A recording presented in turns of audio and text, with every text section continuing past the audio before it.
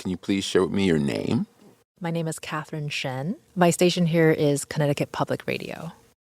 My earliest memory of public library is this library in California. I'm originally from the LA area, and I can smell it actually to this day. And I think a lot of libraries have very similar sort of scents, and scents really take you back. And so whenever I smell that, I picture myself as like a 4, 5, 6-year-old. We were walking distance, so we would walk to the public library. A tiny cat didn't know what the library was called, but I knew it was a library. And it's this big space. There's these bean bags, and I remember these couches that they're kind of this rug carpet-like texture, and it's like a gigantic cube, but you can sit inside the cube. And so that would be the place I want to be to go and read. And I would just grab all of the picture books and just sit there and vibe for hours.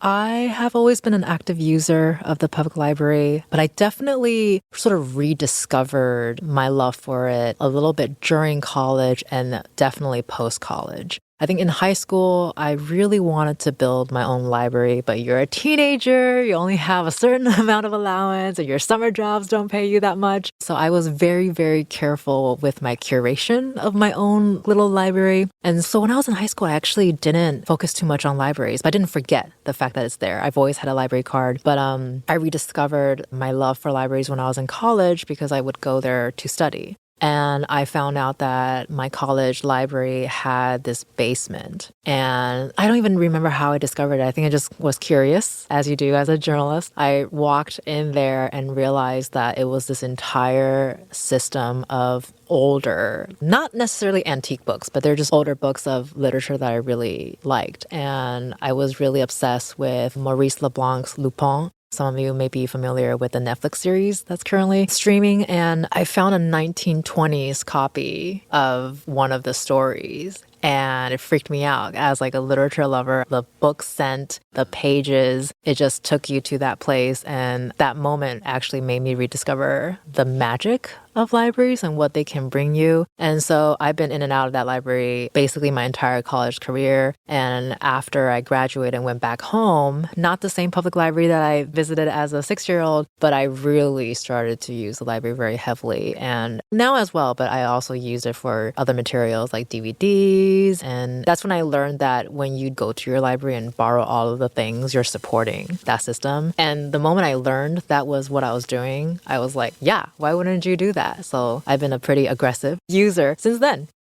What impact do I think the library has on me? That's such a big question. I think it really helped me realize the possibilities. And it's one of the last true free equalizer of community and society and their acceptance of you. You go in, there's no judgment. You go in, there's no expectation, and just people who share the same joys of whether it's reading fiction, whether it's reading magazines, it's all reading, it's all loving, pursuing knowledge. And part of my, I think, learning and growing too is also realizing that libraries provide more than just books. Or you grow up and you're like, oh yeah, libraries have all these cool books that you can just go get and you can grab like 30 of them and no one's judging you. But I didn't realize how much information it actually helps provide the community, like voter information, tax information. And of course, as an adult, I appreciate the library system so differently. I do continue to this day appreciate that it gave me an opportunity to understand how important imagination is as a kid. You know, you don't really clock that as a kid, but now looking back, it's like, oh, that's what it gave me. So I think that's the biggest impact I think the library system has on me. Every time I walk into anyone, and I try to visit them wherever I go to a new city or new town. If they have a friend's library, I try to support them that way. I'm a huge library sales supporter. Every time I go, it's another reminder of how amazing this space is and what we have to do to keep them. One of the most important life lessons I've learned from the library is, I think, connection. Earlier, you had asked what are some of my earliest memories of the library, and I talked about the space. But I think one of my life lessons from that too is connection. And as a kid, it's the connection that I had with my family because it was a family outing. As a 4-year-old, can't really do anything by yourself. So it was always my parents, either my mom or my dad or both, would take me to the library. And that was how we would spend our time together, and certainly instilled my continuous love for reading. Because I know even if you're exposed to that as a kid, it doesn't necessarily mean that when you're an adult, you would continue that passion. So I'm very fortunate, and I love the fact that it stuck. And I do believe those trips to the library, because they were fond memories, they were fun memories that I still remember to this day. Whether or not it's related to reading, it could be getting a VHS, right, to take back home to watch a million times, as you do. Right? Yeah. And then a lot of those stories, actually, I am still fans of those characters today. And so it's not just connection to this public space, it's connection to my family, it's connection to these stories and characters that actually continue to impact me as an adult. So the magic, to me, it's so magical. I don't know what other way to describe the beauty of having this very special place to help you not just connect with the real world sometimes, but it also allows you to escape it when you need to.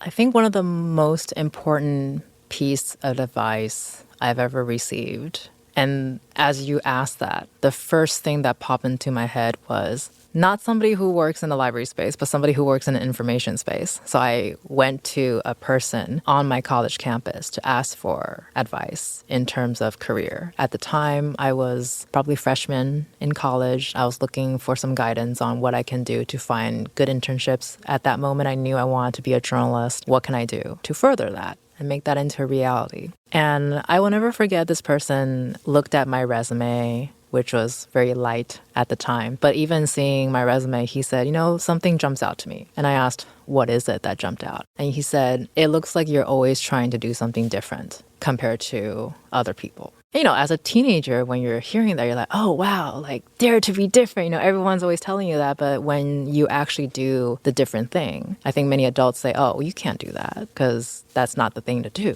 Right. There are these unwritten rules all of a sudden, even though at the same time you're telling me that go and pursue your dream. And so he's one of the first sort of adult figure that actually told me and sort of validated that that's cool to do. You can do something different. And so that simple sentence obviously has so many layers behind it, as somebody who knew what she wanted to do for a living while recognizing that it's not going to be an easy road to be on. But the fact that he said that and said that, that's cool. It's not even really an advice. It's more an observation just based on a piece of paper with some information experience on it. And that just struck me. It stuck with me. If I had to give a piece of advice to a young person who wants to pursue journalism or just to live, really, is there's not a single path for anyone. Just because it worked for me, it doesn't mean it's going to work for you. And just because it worked for you, it doesn't mean it will work for me. But life is not a straight path. It's okay to take left turns, right turns. Failure is your friend. I think we get taught that, oh, don't fail, don't fail. Failing is bad. But actually, failure is a good thing because it allows you to realize what you can and cannot do in the moment. Doesn't mean you can't do it in the future, but you have to go through those to get to the point that you want to get to. And it's also okay to not have a goal. It's okay to not have a solid dream because sometimes you discover that when you're living life. And sometimes life will tell you what you are suitable for, or maybe they'll give you an opportunity that you didn't realize that you needed. So I would say don't say no to any opportunities that open to you, even if it may not seem like it's related to what you want to do, if you have a goal. And in terms of the library playing a role in your path, whether it's career or just living, read. Read everything. Don't let people tell you what's good to read, what's not good to read, what's real reading, what's not reading. If you're reading the phone book, you're reading. If you're reading the caption on TikTok, you're reading. If you're listening to someone telling you a story on social media, that's reading. I think the idea of reading has changed significantly. And if you limit any person the idea of what reading is, then I think you limit the opportunities that they could have. The Hartford Library's legacy is important to continue, and the fact that it is continuing, I think, is something to be celebrated in of itself. And just to share a quick anecdote, I had traveled to England recently and was able to visit Oxford. There's a very famous library there called the Bodleian Library. And I learned during this trip that the founder, Thomas Bodleian, he sort of refounded the library after many religious movements tried to essentially burn it down. And it was kind of burnt down in some ways. And he brought it back because he believed that every single person in the country had the right to read anything they want in a safe space without having to worry that they're going to be burned, they're going to be taken to the stake, or the books will disappear. And he was a firm believer that that library had to contain all books. So obviously not a believer of banned books. And so because of his legacy, that library to this day has every single book that's been published in the United Kingdom. And so that really struck me because to have that kind of accessibility, sadly, it's a privilege and a luxury for many people. And so to bring it back to the fact that Hartford Library is celebrating this milestone, it's almost like continuing that legacy. It's a universal legacy, I think, and to be able to continue to provide that for all of the generations to come. I mean, we're having this conversation today. I'm of one generation, you're of one generation, where our own experiences help continue that. And we have our next generation using that and helping keep that legacy alive. It is so important because I think it helps with your critical thinking, helps with your independence. And I think it's also one of the few places that allows, talking about younger people, the right to dream. Because I think many of them feel like they can't do that anymore because of where the world is going in whatever way you want to interpret that. Because I have been told that before by a young person, and that broke my heart because no one should live that way. And I think the library has played a big role in allowing that and will continue to do so. How I would like to be remembered in a library space is, I think, somebody who truly loves being there and encourages people to be there. And by extension, I hope that allows me to be the person that people remember that would encourage you to daydream and to live and to read. I think public library is really important to the future of our young people because in a space where they have so much information exposure in ways that I think I have never dreamt of. I grew up during the advent of the internet. So I had a life before internet. I had life, obviously, is post-internet now. And I love social media because it has provided connection in ways that I also never expected. But it also exposes a lot of information that I think sometimes can be difficult to digest. And the public library is one of those spaces that you can rely on, where you can walk into those doors, you can find somebody who can get you the direct information and facts that you're looking for. And as much as I love technology, there's nothing better than the human interaction. And that's another thing I feel like I hope the younger generation will have a chance to continue to have, because I think while we're very connected, at the same time, we're disconnected with each other. And going to the library, a physical space, when you have physical human beings who wants to help you, I hope those moments will help the younger people, especially those who need that human connection, to get that from these spaces. What role does respect play in journalism and what I do every day? I respect the position that I'm in. I've always recognized that this is such a privileged position to be in. The fact that I can sit here and have conversations with people and to learn about their stories, to have them open up to me, is incredibly amazing. And I have such respect for those in my same position and respect for those who are willing to talk to me, because it's hard to open up to people, right? Let alone a stranger or maybe someone you met 5 minutes ago. And so the fact that you're willing to share your story with me, to me, it's incredibly mind-blowing, because without that respect, I don't think I would be sitting here today, actually. And I also respect the industry itself, because similar to being a library space, I firmly believe that we are here to provide information for people across generations. We have been doing so, and I hope to continue to do so for as long as possible.